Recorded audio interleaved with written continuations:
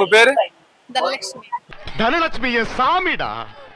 அவளை ஊர்வலமா கூட்டு போற தேரடா நானு.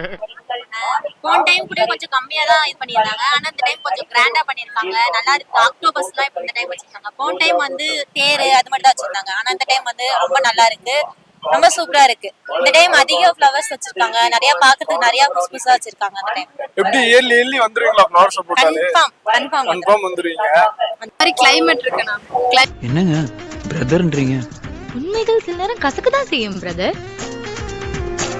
பைங்க. சரிங்க. By brother. பிரதர் சிஸ்டர் தனியா போறாங்க. பொறுக்கி பசங்க எவனா கிண்டல் பண்ண போறாங்க. ஆபீஸ் வரையும் போய் விட்டுட்டு வாங்க.